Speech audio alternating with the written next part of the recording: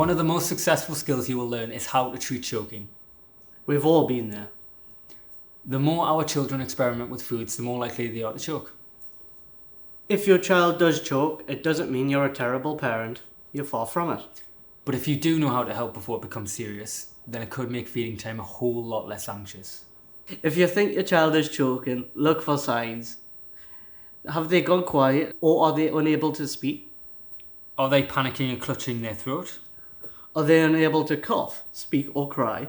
Is their skin flushed and turning pale and blue? Are they making wheezy sounds or losing consciousness? Right, time for you to take control.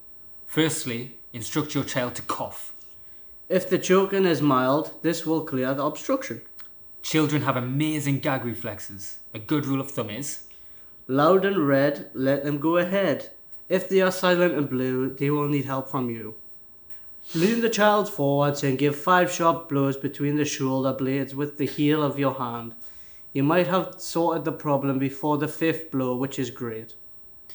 if the obstruction still has not cleared and the child is not a baby, we need to move on to some abdominal thrusts. For this, you should stand behind the casualty. Make a fist with your hand, then pull sharply inwards and upwards. Do this at least 5 times if needed before repeating the back blows and abdominal thrusts again until choking stops. If you are treating a baby, this procedure will be different.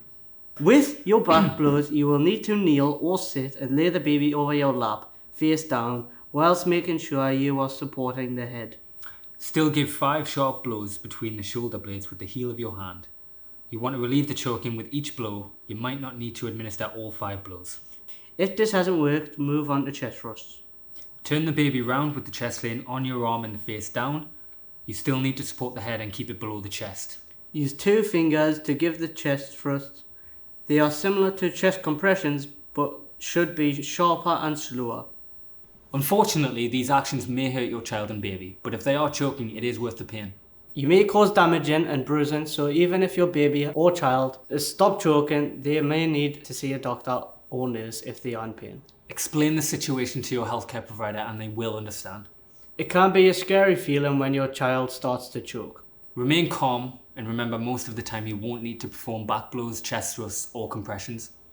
Your child will want to experience lots of foods, but keeping them away from certain foods like chewy sweets, gobstoppers, fruits with the skin on, hot dogs, seeds, berries and raisins is a good idea.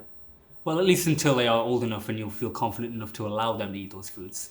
With any food, make sure the skin is removed and that it's broken down into manageable sizes for your child. If you are saving up some meat, it's also a good idea to make sure it's nice and tender. With any new food, it's best to keep a close eye on your child. It's not just food that can cause choking. Also be wary of small toys, plastics, wrappers, plastic bags and batteries. As a rule around the house, make sure you are keeping it nice and tidy with any dangerous objects out of reach of your child. Monitoring children during eating time is vital, and making sure they are playing with age-appropriate toys is also a great way to ensure they will be kept safe. Prevention is the best form of protection. See you next time.